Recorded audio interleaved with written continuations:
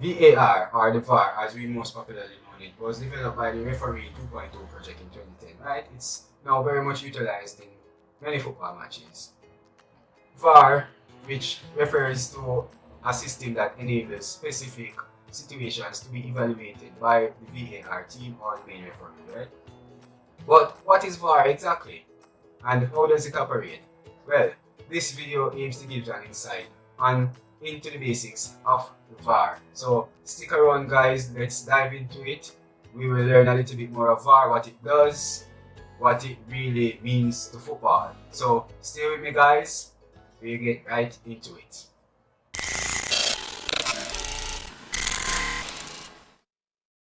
VAR, or the VAR, it's an abbreviation for Video Assistant Referee. It mainly comprises of 3 people, a team of 3 really collaborate to review the main referee's decisions. They accomplish this by watching replays of video footages of relevant situations in order to evaluate a situation or a specific situation more correctly. The main video assistant referee is usually a former referee or a current referee. His assistant and a replay operator usually operates from a operating room with multiple displays that will show varying camera angles in order for them to be able to make a better assessment of a situation. VAR can be used to review 4 types of decisions: goals and violations that precede them, red cards, penalties, and mistaken identities when awarding a card. In some cases, the main referee's decision can be overturned. However, there must be, and I state there must be, a clear error for this to happen. Generally, that process for reviewing a decision works in one of 2 ways. Either the VAR team can recommend a review, or the main referee can request a review after making a call. In the first case though, where if the VAR determines that a clear error has occurred, he or she must alert the main referee. And once this happens, the referee now has 3 options. He can immediately overturn the decision based on the VAR's advice, stick with his initial decision, or review that incident themselves on a monitor on the side of the pitch.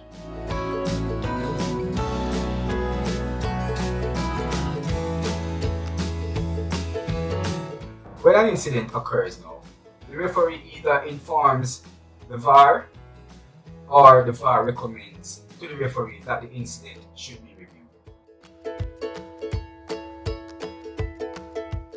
The video is then studied by the VAR team, who notifies the main referee via a headset what the footage reveals.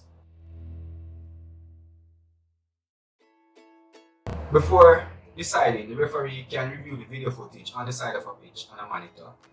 Alternatively, he can just go with the advice of the VAR and take the appropriate action. As mentioned previously, there are 4 situations where VAR can be used in a game.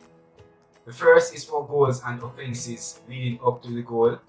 The second is offside penalty decisions and offences preceding that penalty, like a foul or an out-of-bounds play.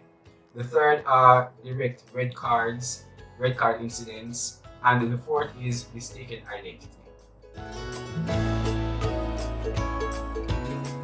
Incidents are reviewed in one of 2 ways. To begin, the VAR may notify the main referee that there has been an obvious error that does not necessitate a review of the footage. For example, a goal being scored while the player is offside. The second type of review is known as an on-field review, in which the VAR recommends the referee review the footage on a monitor on the side of a pitch. In both cases though, the referee will notify the players by making a TV signal gesture before coming to a final decision. If an incident needs to be reviewed, the VAR will examine the footage and notifies the referee through an earpiece about their findings. If this occurs, the referee will signal to the players by pointing to his ear or using the official VAR review signal to indicate that a decision is being reviewed. He can then either review the incident on the sidelines or accept the VAR information and just take the appropriate action. When in contact with the VAR, the referee should indicate to his ear. This, however, is not always obvious on television. One example, that 2018 England vs Tunisia match, which Hurricanes penalty appeals were actually reviewed. The review was not relayed to the audience because the decision was made not to take any action. According to the VAR, England committed a foul in the build-up to the play, making the penalty appeals invalid. Following an incident, the VAR can intervene until the next time the game is being restarted.